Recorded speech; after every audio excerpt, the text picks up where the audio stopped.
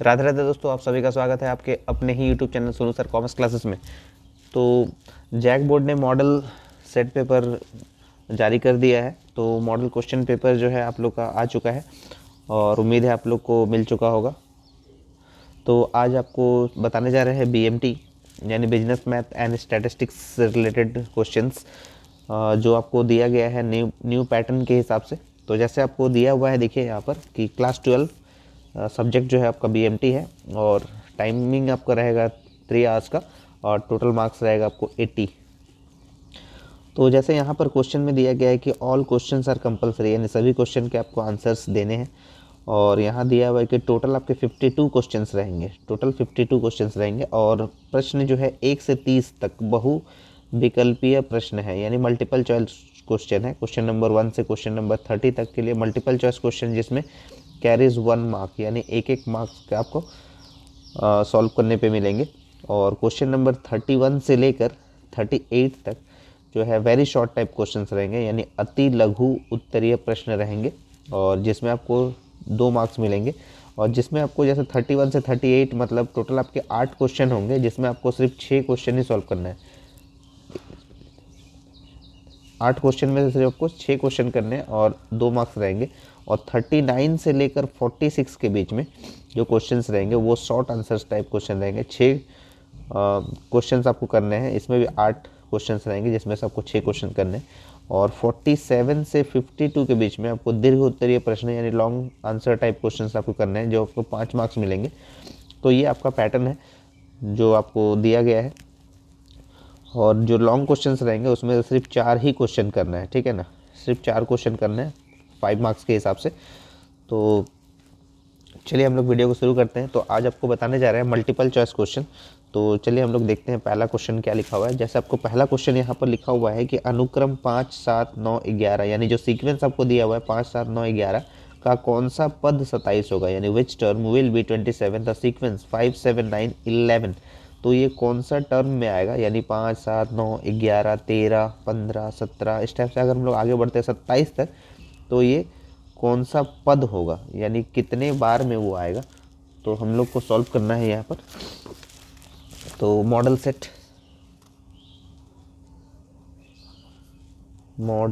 Paper 1 फिलहाल अभी तक जारी किया गया है जैक बोर्ड के द्वारा। जैक बोर्ड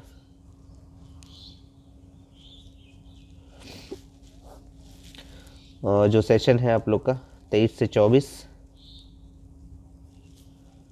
सेशन है आपका 23 से 24 का। और जो सब्जेक्ट है आपका वो है BMT, business math and statistics. तो आज आपको बताने जा रहे हैं एमसीक्यू क्वेश्चंस यानी multiple choice question. Question number 1, तो क्वेश्चन नंबर 1 में जैसा आपको दिया हुआ है 5, 7, 9, 11, 5, 7, 9, 11। और ये आपको दिया हुआ है कि 27th टर्म, नहीं 27 अगर होगा इस टाइप से, अगर ये आगे बढ़कर अगर ये 27 तक जाता है तो ये कितने टर्म में आएगा वो हम लोग को निकालना है, ठीक है ना। लास्ट जो आपको दिया हुआ है 27 दिया हुआ है, तो हम लोग को पता है ये जो सीक्वेंस है 5, 7, 9, 11 ये एपी के सीक्वेंस में है, ठीक है। तो a इक्वल्स टू, यानी जो पहला नंबर होता है वो a होता है, a इक्वल्स टू 5 हो जाएगा। जो डिफरेंस हम लोग निकालते हैं second term minus first term होता है। तो सेकेंड टर्म क्या है 7 है, फर्स्ट टर्म है 5, तो 7 माइनस 5 यानी 2। और जो आपको लास्ट टर्म दिया हुआ है यानी जो 27 दिया हुआ है ये आपका टीएन है। लास्ट टर्म जो होता है वो 27 जो टीएन जिसको बोलते हैं हम लोग। तो एनवा पद क्या होगा, यानी nth टर्म क्या होगा वो आपको निकालना है। तो टीएन का फॉर्मूला यूज़ करेंगे तो a plus N minus 1 into D होता है। तो टीएन का वैल्यू दिया हुआ है 27, a का वैल्यू है 5 प्लस n माइनस 1 और जो डिफरेंस है वो है 2 का। तो 27, ये प्लस में 5 है तो इसको माइनस कर दीजिए 5, और इंटू में 2 है तो डिवाइड में 2 लेके आ जाइए, तो n माइनस 1। तो 27 में से 5 माइनस करेंगे तो ये होता है 22 divided by 2 equals to n minus 1। तो ये 11 बार में कट जाएगा। तो यहाँ पर आप लिखेंगे तो n माइनस 1 इक्वल्स टू 11 है, तो n इक्वल्स टू क्या हो जाएगा 11, माइनस में 1 है तो प्लस हो जाएगा। तो n equals to 12th term हो जाएगा, यानी 12वां पद में इस टाइप से अगर आप आगे बढ़ते हैं तो 12वां पद में आपको 27 मिल जाएगा, ठीक है ना। तो आपका आंसर हो गया 12th टर्म। तो देखते हैं, आपको ऑप्शन ए में तो नहीं दिया हुआ है, ऑप्शन ए में 13th टर्म दिया हुआ है, ऑप्शन बी में आपको दिया हुआ है कि ये 12th टर्म है। ऑप्शन बी आपका करेक्ट हो जाएगा। तो option B is the correct answer, ठीक है ना, ऑप्शन बी हो जाएगा। क्वेश्चन नंबर 1 का ये आंसर है। अब देखते हैं क्वेश्चन नंबर 2 में क्या लिखा हुआ है। तो क्वेश्चन नंबर 2 में जैसा आपको दिया हुआ है कि यदि किसी एपी में Tn इक्वल्स टू 3n+5, तो इस एपी का पदांतर होगा, यानी कॉमन डिफरेंस क्या निकालना है। एपी में अगर दिया हुआ है AP if Tn equals to 3n+5 then the common difference will be, common difference यानी आपको डी पूछा गया, तो आपको जो दिया हुआ है Tn इक्वल्स टू 3n+5, तो कॉमन डिफरेंस देखिए पता करने का एक तरीका यहाँ पर ऐसा है कि n का जो वैल्यू होगा वो एक बार आप 1 ले लीजिए, n का वैल्यू 2 ले लीजिए, n का वैल्यू 3 ले लीजिए, तो आपको पता चल जाएगा कि उसका कॉमन डिफरेंस क्या है, ठीक है ना। तो यहाँ पर अगर हम लोग n के जगह पे 1 रखते हैं तो T1 इक्वल्स टू 3 इंटू, क्योंकि n तो हम लोग 1 लिए हैं, तो 3 इंटू 1 प्लस 5, तो 3 1 जा 3 और प्लस 5 यानी 8 होता है पहला। अगर हम लोग n का वैल्यू अगर 2 रखते हैं तो 3 इंटू 2 प्लस 5, तो 3 2 जा 6 होता है, 6 प्लस 5 11 होता है। और अगर हम लोग n का वैल्यू अगर 3 रखते हैं यानी T3, तो यहाँ पर 3 इंटू 3 प्लस 5, तो 3 तिया 9, 9 और 5 14, तो 8 के बाद 11 हुआ यानी 3 बढ़ा, और 11 में 3 जोड़ेंगे तो 14, यानी कॉमन डिफरेंस जो है वो 3 3 का है। तो यहाँ पर जो है कॉमन डिफरेंस जो होगा वो 11 माइनस 8 कर लीजिए, या फिर 14 माइनस 11 कर लीजिए। कॉमन डिफरेंस आपका क्या आ रहा है, 3 आ रहा है, ठीक है ना। तो यहाँ पर आपका आंसर हो जाएगा ऑप्शन सी करेक्ट हो जाएगा, यहाँ पर option C is the correct answer, ठीक है ना। क्वेश्चन नंबर 2 के बाद हम लोग आगे बढ़ते हैं क्वेश्चन नंबर 3। क्वेश्चन नंबर 3 में दिया गया है यदि 70 के 100 एपी में हो तो मान क्या होगा, यानी if 70 K 100 are in AP the value of K, यानी के का वैल्यू क्या होगा।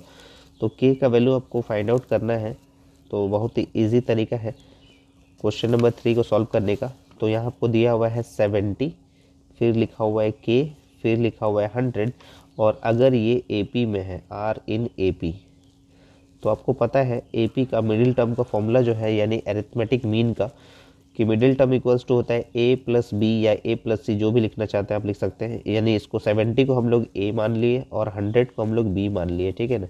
तो के इक्वल्स टू हम लोग लिख सकते हैं ए प्लस बी बाई 2। तो ए का वैल्यू है 70, बी का वैल्यू है 100 डिवाइडेड बाई 2, यानी 170 डिवाइडेड बाई 2 कर दीजिए। 170 डिवाइड बाई 2 मतलब आपका हो जाएगा 2 8 16, 2 5 10, यानी 85 आपका आंसर आ जाएगा, ठीक है ना। तो ये सबसे आसान तरीका है। इसी तरह से जब भी आपको के एक्स कुछ भी आपको वैल्यू फाइंड आउट करने के लिए बोले, तो मिडिल टर्म यानी बीच वाले वैल्यू को आप पहले रखिएगा, यानी के इक्वल्स टू इन दोनों को जोड़ दीजिएगा और 2 से डिवाइड कर दीजिएगा, यानी ए प्लस बी बाई 2, यानी आपका आंसर हो गया 85। तो देखते हैं क्वेश्चन नंबर 3 का कौन सा ऑप्शन में मैच कर रहा है। ऑप्शन बी सही हो जाएगा यहाँ पर। तो option B is the correct answer है यहाँ पर क्वेश्चन नंबर 3 के लिए, ठीक है। तो चलिए हम लोग आगे बढ़ते हैं क्वेश्चन नंबर 3 के बाद क्वेश्चन नंबर 4। तो जैसे आपको क्वेश्चन नंबर 4 में दिया हुआ है कि geometric mean of A and B is, यानी ए तथा बी का गुणोत्तर माध्य क्या होगा, यानी क्वेश्चन नंबर 4 ये हम लोग बीएमटी सॉल्व कर रहे हैं, सब्जेक्ट मॉडल सेट। तो क्वेश्चन नंबर 4 में ज्योमेट्रिक मीन का फॉर्मूला पूछा है। जो ज्योमेट्रिक मीन का जो फॉर्मूला होता है वो आपको यहाँ पर फाइंड आउट करना है। तो ज्योमेट्रिक मीन का फॉर्मूला होता है रूट अंडर ए बी होता है, ठीक है ना। G M equals to root under A B, और ए एम का फॉर्मूला होता है ए प्लस बी बाई 2 होता है। तो ज्योमेट्रिक मीन यहाँ पर देखिए ये ए प्लस बी बाई 2 जो है ये अरिथमेटिक मीन का फॉर्मूला है। ए बी स्क्वायर लिखा हुआ है, तो ये तो फिलहाल कोई फॉर्मूला नहीं है यहाँ पर। और यहाँ पर रूट ए बी लिखा हुआ है, तो रूट ए बी जो है ज्योमेट्रिक मीन का आंसर हो जाएगा। तो इसीलिए क्वेश्चन नंबर 4 का ऑप्शन सी सही हो जाएगा। ठीक है, option C is the correct answer question number 4 के लिए। अब क्वेश्चन नंबर 5 में क्या दिया हुआ है वो देख लेते हैं हम लोग। क्वेश्चन नंबर 5 में दिया हुआ है the third term in a GP is 4, the product of first 5 term is, यानी अगर फर्स्ट 5 टर्म्स का अगर प्रोडक्ट निकालते हैं तो उसका वैल्यू क्या होगा वो आपको फाइंड आउट करना है, लेकिन थर्ड टर्म अगर 4 है। तो चलिए हम लोग सॉल्व करते हैं क्वेश्चन नंबर 5।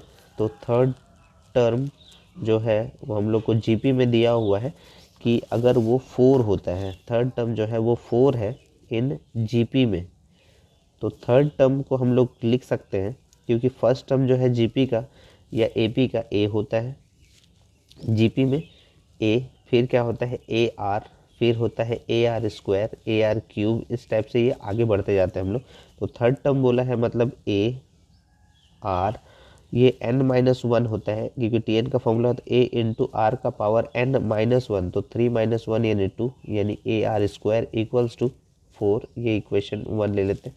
और आपको बोला है कि फर्स्ट 5 टर्म्स को प्रोडक्ट करने पे, ठीक है ना, इसके प्रथम 5 पदों का गुणनफल, तो प्रथम 5 पद 1 2 3 4 और ए आर 4, तो यानी the product of first 5 terms, the product of first 5 terms, तो पहला टर्म ए, फिर ए आर, फिर ए आर स्क्वायर, फिर ए आर क्यूब, 1 2 3 4 और ए आर 4, ये आपको दिया हुआ है। ठीक है, तो इसको हम लोग लिख सकते हैं 1 2 3 4 5, तो ए का पावर क्या है 5 है, और आर का 4 3 7 दोनों 1 10, आर का है 10। तो इसी चीज़ को हम लोग ऐसा भी लिख सकते हैं ए आर स्क्वायर का पावर 5, क्योंकि ए का पावर 5 भी हो जाएगा और आर का हो जाएगा 10, और ए आर स्क्वायर का वैल्यू हम लोग को पता है कि वो क्या है 4 है। ठीक है ना, पुटिंग इक्वेशन 1, तो ए आर स्क्वायर का वैल्यू अगर 4 है और 4 का पावर क्या है 5 है, तो 4 को 5 टाइम्स मल्टीप्लाई कीजिए तो आपको आंसर पता चल जाएगा कि 4 का पावर 5 अगर है तो उसका वैल्यू क्या होगा। तो 4 को 4 से गुना करते हैं तो 16 आता है, और 16 को 16 से गुना करेंगे तो 256 आता है, और 256 को अगर 4 से गुना कीजिए तो 4 छक 24, 25 चौके 100, 102, यानी 1024 आता है अगर 4 को 5 बार गुना करेंगे, तो ये आपका आंसर होगा। तो देखिए कौन सा ऑप्शन में मैच कर रहा है, क्वेश्चन नंबर 5 1024 ऑप्शन डी में मैच कर रहा है, तो ये आपका ऑप्शन डी जो है वो करेक्ट आंसर हो जाएगा। ठीक है, क्वेश्चन नंबर 5 के लिए उम्मीद है सारे आंसर्स जो आपको समझ में आ रहे होंगे। तो चलिए हम लोग आगे बढ़ते हैं क्वेश्चन नंबर 6 की ओर। क्वेश्चन नंबर 6 में दिया गया the sum of first 5 terms of the series 2 8 32 is, यानी श्रेणी 2 8 32 का पहले 5 पदों का योग क्या होगा। तो देखिए 2 8 32 जो दिया हुआ है वो किस सीक्वेंस में दिया है पहले वो पता कर लीजिए। क्वेश्चन नंबर 6 आपको दिया हुआ है 2 फिर 8 फिर 32 दिया हुआ है। ठीक है ना, तो 2 ये एपी में तो नहीं है, ये जीपी में है। 2 को 4 से गुना करेंगे तो 8 आएगा, 8 को 4 से गुना करेंगे तो 32 आएगा। ठीक है ना, तो ए का जो वैल्यू है वो है 2, और यहाँ पर जीपी में आर निकलता है यानी common ratio, second term divided by first term. तो सेकेंड टर्म जो है वो है 8 और जो फर्स्ट टर्म है 2, 2 चौके 8, यानी आर का वैल्यू कितना हो जाएगा 4। और आपको बोला गया है कि फर्स्ट 5 टर्म यानी पहले 5 पदों का योग, पहले 5 पदों का योग मतलब n आपको दिया हुआ है, तो n का जो वैल्यू है वो है 5। तो आपको क्या निकालना है, Sn निकालना है। ठीक है ना, तो Sn का जो फॉर्मूला होता है वो होता है a इंटू आर का power n minus one divided by होता है r माइनस वन। ये r इज़ ग्रेटर देन 1 जब होता है, तो r जो है वो बड़ा है 1 से, यानी r का वैल्यू कितना है 4 है, तब जाके ये फॉर्मूला अप्लाई होता है। तो a का जो वैल्यू है वो है 2, जो r का वैल्यू है वो है 4, और 4 का पावर जो है वो क्या हो जाएगा n यानी 5 है, minus 1 divided by r minus one यानी 4 माइनस 1 होता है, तो 2। अब इसको हम लोग गुना में डायरेक्टली ले लेते हैं क्योंकि इसको सॉल्व कर लेते हैं। 4 को 5 बार अभी आपको गुना करके बताए थे 1024 होता है, तो 1024 में अगर हम 1 घटा देते हैं तो होता है 1023 होता है। ठीक है, डायरेक्ट कर दिए, और डिवाइडेड बाई 4 में से 1 माइनस कर दीजिए तो 3 होता है। अब 3 से ये कट जाएगा, 3 तिया 9, 3 चौके 12 और 3 एकम 3, तो 341 टाइम्स में कट गया। अब इसको 2 से गुना कर दीजिए इसको, तो 2 एकम 2, 2 चौके 8, 2 तिया 6, 682 हो रहा है। तो देखिए 682 जो है आपका ऑप्शन ए में मैच कर रहा है। तो आपका इसका करेक्ट आंसर हो गया ऑप्शन ए, यानी option A is the correct answer 682। Question number 6 भी हम लोग सॉल्व कर चुके हैं। तो चलिए हम लोग आगे बढ़ते हैं क्वेश्चन नंबर 7 की ओर।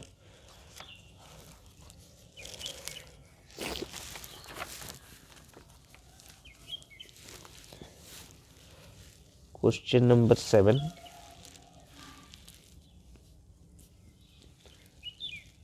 तो क्वेश्चन नंबर 7 में आपको दिया हुआ है कि 8/3 तथा 4 के बीच हरात्मक माध्य क्या होंगे। तो यहाँ पर थोड़ा करेक्शन आपको करवाना चाहते हैं कि 8/3 नहीं होगी, ये आपका 3/8 है। 3/8 तथा 4, ये कर लीजिएगा। 8/3 जो है वो नहीं होके 3/8 एंड 4 होगा, ठीक है ना, ये याद रखिएगा। वो थोड़ा सा मिस्टेक हो गया है प्रिंटिंग में। तो क्वेश्चन नंबर 7 अगर हम लोग सॉल्व करते हैं, तो क्वेश्चन नंबर 7 में आपको दिया हुआ है, क्योंकि उसका जो ऑप्शन है उसी हिसाब से दिया गया है, 3/8 के हिसाब से ऑप्शन दिया गया है, ठीक है ना। तो क्वेश्चन नंबर 7 में आपको दिया गया है कि 3/8 और 4 के बीच में हरात्मक माध्य मतलब एक HM निकालना है, ठीक है। तो ये क्वेश्चन जो किस में दिया हुआ है, ये HP में दिया हुआ है। तो HM का फॉर्मूला होता है 2AB, एक HM निकालने का 2AB divide by A plus B होता है। तो यहाँ पर 2, ये 3/8 को हम लोग A और 4 को हम लोग B मानेंगे। तो 2, A का वैल्यू है 3/8 और B का वैल्यू है 4, divided by A plus B मतलब 3/8 प्लस 4, कुछ नहीं है मतलब 1 ले लेते हैं इसका। तो ये हो जाएगा 4 2 जा 8 और ये 2 कैंसिल हो जाएगा। तो आप इसको लिखेंगे 3 डिवाइडेड बाई, अब इसका एलसीएम अगर लेते हैं तो 8 को 8 से डिवाइड करेंगे 1 को 3 से मल्टीप्लाई करेंगे तो 3 प्लस यहाँ पर 4 8 जा 32, तो ये आपका हो जाएगा 3 और डिवाइडेड बाई 32 और 3 हो जाता है 35, 35/8।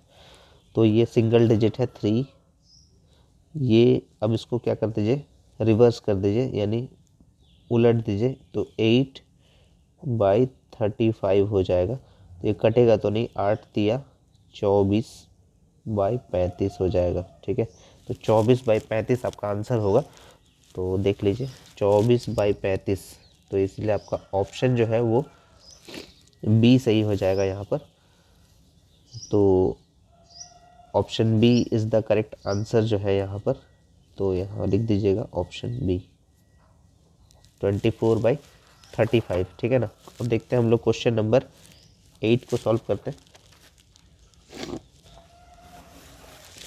क्वेश्चन नंबर 8 BMT का हम लोग सॉल्व कर रहे हैं। Model set paper 1 JAC board ने जारी किया है। क्वेश्चन नंबर 8 हम लोग देखते हैं अब क्या लिखा हुआ है। यदि 15PR = 2730 हो तो R का मान क्या होगा। यहाँ पर लिखा हुआ है कि R विल बी, यानी R का वैल्यू क्या होगा। तो ये परम्यूटेशन चैप्टर से दिया गया है। तो 15PR = 2730 है, तो R का वैल्यू क्या होगा। तो इसको हम लोग सॉल्व करेंगे NPR के फॉर्मेट में। तो n फैक्टोरियल मतलब 15 फैक्टोरियल और 15 minus R factorial equals to है 2730। क्रॉस मल्टीप्लाई कर देते हैं, तो 15 minus R factorial into 2730 equals to 15 factorial. तो 15 minus R factorial equals to 15 factorial divided by 2730। तो 15 minus R factorial equals to, अब 15 को आपको सॉल्व, 15 फैक्टोरियल को आपको लिखना होगा इस तरह से 15 14 13 तो 12, इस टाइप से। अब जब तक 2730 नहीं आ जाता, जब तक ये कट नहीं जाता है 2730, ठीक है ना। तो चलिए इसको हम लोग मल्टीप्लाई करके चेक करते हैं। तो 15 और 14 को अगर मल्टीप्लाई करते हैं तो 15 चौके 60 और 15 कितना हो जाएगा, 6 11 210। 210 को अगर हम लोग 13 से गुना करें, यानी 210 गुना 13, 13 एकम 13, 13 दूनी 26 और एक 27, 2730 आ जाता है। ये 15 14 13 बार में मल्टीप्लाई करने पे तो एक डिजिट हम लोग को एक्स्ट्रा रखना पड़ेगा हमेशा। अगर कैंसिल हो जाता है तो उसके बाद एक डिजिट आपको एक्स्ट्रा रखना है 2730, और जब तक ये कैंसिल नहीं होगा तब तक हम लोग गुना करते जाना है। तो 2730 15 14 और 13 को मल्टीप्लाई करने पे आता है और एक आपको एक्स्ट्रा रखना पड़ता है डिजिट। तो ये फैक्टोरियल और ये फैक्टोरियल कैंसिल हो जाएगा, तो आपका हो जाएगा 15 माइनस आर इक्वल्स टू 12। तो minus R equals to 12 minus 15, तो minus R equals to 12 minus 15 का मतलब होता है -3। तो आर का वैल्यू हो जाएगा 3, ठीक है ना। तो आर का वैल्यू यहाँ पर हो गया 3। तो देखते हैं आपका ऑप्शन ए में मैच कर रहा है, तो ऑप्शन ए जो है वो करेक्ट हो जाएगा। Option A is the correct answer question number 8 के लिए। क्वेश्चन नंबर 9 में आपको दिया गया है कि the number of ways in which 6 prizes can be given to 3 person if a person may get any number of prizes is, यानी 3 व्यक्तियों को 6 इनाम देने के तरीके, जबकि एक व्यक्ति को कितने भी इनाम मिल सकते हैं। तो इसका जो है इसको हम लोग सॉल्व करेंगे। तो जैसे हम लोग को क्वेश्चन नंबर 9 में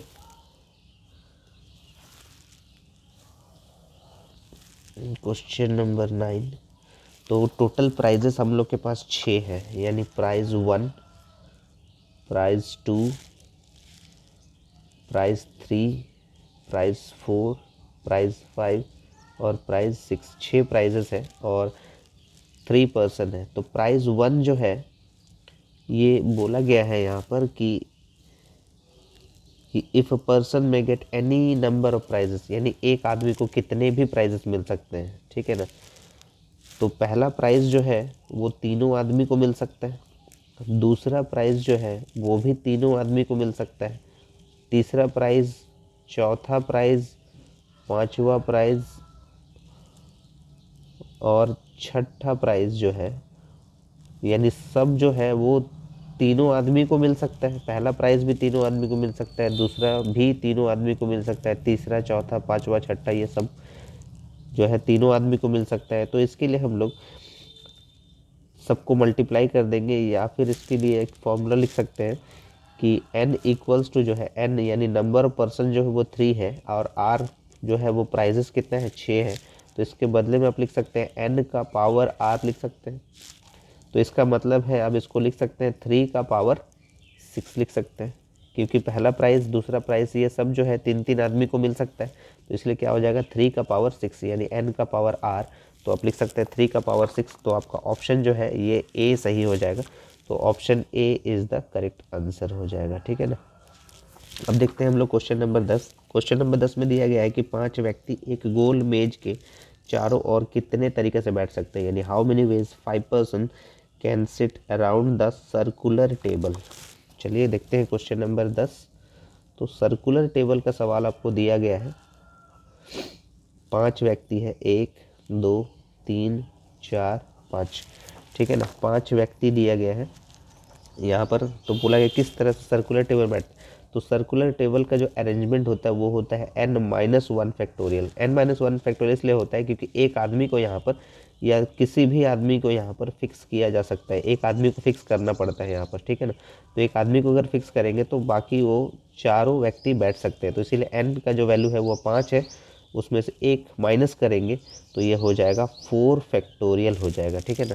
तो 4 फैक्टोरियल हो जाएगा यहाँ पर। तो 4 फैक्टोरियल को अगर हम लोग सॉल्व करते हैं तो ये होता है 4 3 2 1। तो 4 3 12, 12 दूनी 24। तो जब भी आपको सर्कुलर टेबल का सवाल दिया रहेगा तो n-1 फैक्टोरियल यानी एक आदमी को यहाँ पर फिक्स करना होगा, चाहे वो कोई भी एक आदमी फिक्स किया जा सकता है, ठीक है। तो n-1 फैक्टोरियल इसलिए किया जाता है। तो इसलिए आपका आंसर जो हो जाएगा वो 24 हो जाएगा। तो देखिए आपका ऑप्शन डी मैच कर रहा है। क्वेश्चन नंबर 10 का option D is the correct answer हो जाएगा यहाँ पर, ठीक है। तो आज आपको बता दिए क्वेश्चन नंबर 1 से लेकर क्वेश्चन नंबर 10 तक सॉल्व कर दिए। और नेक्स्ट वीडियो में आपको बता देंगे क्वेश्चन नंबर 11 से क्वेश्चन बुक शुरू करेंगे। और तब तक आप प्रैक्टिस करते रहिए, और जो हम बाकी जो वीडियोस बनाए हैं जैसे आपका एग्ज़ाम स्कोरर बुक से या एग्ज़ाम टारगेट बुक से, उसको भी आप प्रैक्टिस करते रहिए। Arithmetic progression, geometric progression, harmonic progression हम लोग पूरा कंप्लीट कर चुके हैं। और वो जितने भी आपको क्वेश्चंस बताएं, अगर उसमें कुछ डाउट रहता है तो आप कमेंट कीजिएगा। और उम्मीद है आपको सारे क्वेश्चन आंसर आपको समझ में आ रहे होंगे। और प्रैक्टिस करते रहिए और जुड़े रहिए सोनू सर कॉमर्स क्लासेस के साथ। तब तक के लिए राधे राधे दोस्तों।